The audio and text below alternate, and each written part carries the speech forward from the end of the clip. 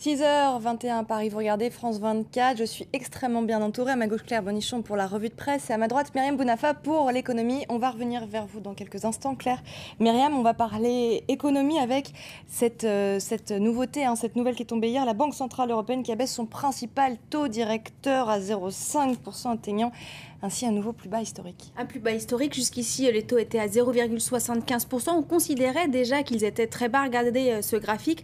En fait, les taux n'arrêtent pas de baisser. Pourquoi? Parce que c'est une façon aussi de relancer l'économie, de venir donner une impulsion, une aide supplémentaire, puisque en gros, ça permet aux banques nationales de se refinancer plus facilement. Je vous propose d'écouter le président de la BCE. La décision que nous avons prise prend en compte la situation actuelle. Nous allons surveiller à l'évidence toutes les nouvelles statistiques et nous nous tenons prêts à agir si c'est nécessaire.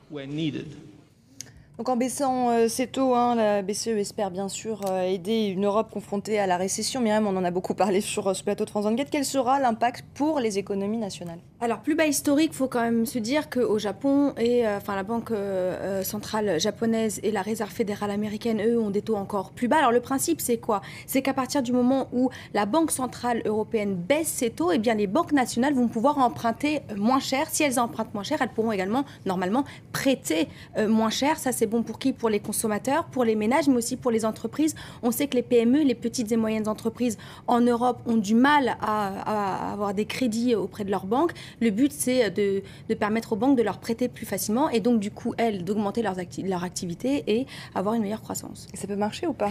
Est-ce que ça peut marcher? A priori, oui, plus ou moins oui pour les pays du nord de l'Europe, mais pour les pays du sud comme l'Espagne, le Portugal, la Grèce, l'Italie qui bataille avec une récession qui dure depuis quelques années, ça va être beaucoup plus compliqué car la tentation sera grande pour leur banque nationale et bien de garder cette petite marge que leur procure la BCE et de les garder pour elles puisqu'on sait que leur banque se porte très mal. Par contre, le bon signe, c'est que Mario Draghi, qu'est-ce qu'il dit? Il s'aligne un peu sur Christine Lagarde qui est présidente du FMI ou encore Barroso au Conseil européen pour dire l'austérité à tout va, ça ne va plus, il faut donner des signaux forts et il nous l'a précisé hier, cette politique de relance de la politique monétaire en Europe, elle va durer autant que cela sera nécessaire. On va passer aux bourses, un petit coup d'œil. D'abord les marchés asiatiques. Exactement. Alors d'abord, vous allez être surpris, pas de Nikkei aujourd'hui car les Japonais sont en congé. Oui, vous allez vous poser des questions. Alors là, c'est l'indice que vous ne voyez pas donc sur ce tableau. En congé vendredi et jeudi. Autrement, vous voyez du vert partout chez nos amis chinois et dans les bourses coréennes. Un coup d'œil également sur les bourses américaines qui, à la fermeture, vous allez le voir, Wall Street était en hausse, de très beaux chiffres Dow Jones. Je vais y arriver à plus 0,89%. Et des records historiques en ce qui concerne le S&P 500.